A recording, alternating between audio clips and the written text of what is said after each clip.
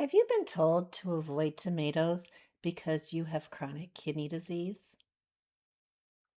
If so, you may be surprised to learn that fresh tomatoes aren't always off limits. Hi, and welcome to KidneyIntel. I'm Terry, and I'm a kidney dietitian. And in today's video, we're going to take a closer look at fresh tomatoes. We'll talk about their nutrition, what you need to know about their potassium content, and how tomatoes may fit into a kidney-friendly meal plan. Now, I'd like you to think about this question a little bit differently. Are fresh tomatoes good or bad for my kidneys? And start asking the question, how can fresh tomatoes fit into my individual kidney meal plan? Because with kidney disease, there isn't a simple list of foods that are good or bad. Your food choices depend on your individual needs, your lab tests, your stage of kidney disease, and the amount that you eat. So, can you still enjoy fresh tomatoes with kidney disease? Let's get started and find out. Fresh tomatoes are one of the most popular summertime foods. Whether they're picked from your garden, purchased at a local farmer's market, or added to your favorite sandwich. They're full of flavor and nutrition. A fun fact, although we often think of tomatoes as a vegetable, they're actually a fruit. And tomatoes are packed with nutrients that support our overall health. They provide vitamin C, which supports our immune system, vitamin A, which helps to keep your eyes and skin healthy, lycopene, a powerful antioxidant that gives tomato their beautiful red color, fiber, which supports with digestive health. For many people, tomatoes are easy and a delicious way to enjoy their meals. Now let's talk about that mineral that is usually on everyone's mind with the mention of tomatoes, and that's potassium. Yes, fresh tomatoes do contain potassium, but here's what many people don't realize. The amount of potassium depends on the serving size and if that tomato is fresh or processed. Many people living with kidney disease, small portions of fresh tomatoes can often fit into a kidney-friendly eating plan. Whether or not you need to limit the amount of tomatoes you eat depends on several factors, including your blood potassium level, the stage of kidney disease, any medications that you're taking, and the recommendations from your kidney dietitian. One of the biggest misconceptions is that a single food causes high blood potassium levels. But in reality, it's really your overall eating pattern that matters, much more so than any one food. That's why many people don't need to completely eliminate fresh tomatoes from their diet. They simply need to be more mindful of the serving size.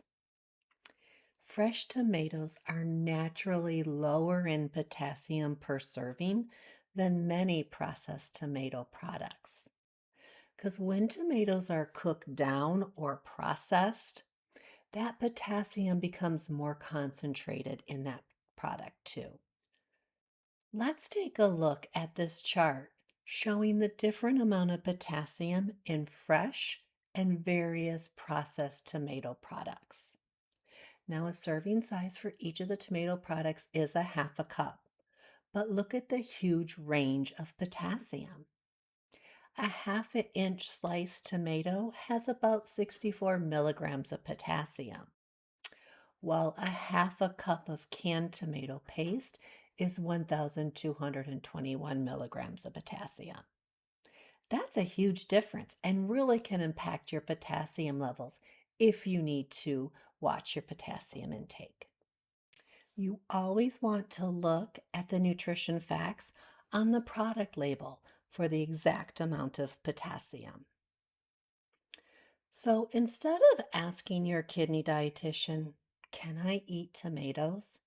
start asking, "How much tomato can fit into my meal plan?"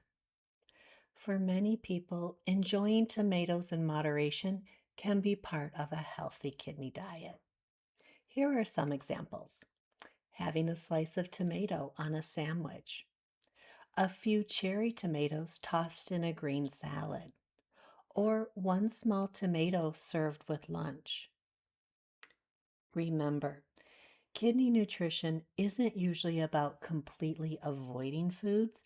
It's about finding the right balance for your individual needs. And instead of relying on salt to flavor tomatoes, try adding some herbs and seasonings like fresh basil, oregano, garlic, ground black pepper, lemon juice, or a splash of balsamic vinegar. These ingredients add wonderful flavor, all while helping you manage your sodium.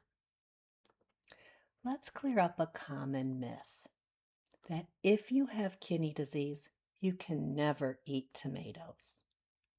Because in reality, many people with chronic kidney disease can still enjoy fresh tomatoes in moderation. But the answer depends on you, your lab results, your kidney function, your medications, and your overall eating pattern. Nutrition recommendations should always be individualized by your kidney dietitian, not based on some long list of foods that you need to avoid. So before we end, let's review today's key points. Fresh tomatoes provide vitamins, antioxidants, fiber, and has great flavor. They do contain potassium, but portion size matters. Fresh tomatoes are generally lower in potassium than concentrated tomato products like tomato paste, tomato sauce, tomato soups, and tomato juice. Don't eliminate healthy foods from your meal plan without talking to your kidney dietitian. And your kidney dietitian can help you create a meal plan that's personalized for your kidney health and potassium recommendations. I hope you found this video to be helpful and clear up some confusion about fresh tomatoes and kidney disease. Many people with chronic kidney disease can enjoy a wider variety of foods than they realized when they understand portion size and make informed choices. So before you take a food off your plate, let's see if there's a way that we can fit it in. And if you're ready to take the next step in protecting your kidney health, visit my website at KidneyIntel.com and explore my online course, Kidney Essentials. You'll find practical, easy to follow strategies to help you make confident, nutritious choices every day. You'll find the link to the website in the description below. I hope you found this video to be helpful. Give it a thumbs up, subscribe to the channel, and share it with someone who you feel can benefit from it too. I'm Terry Halowinski, a kidney dietitian and founder of KidneyIntel. Thanks for watching, and I'll see you in the next video.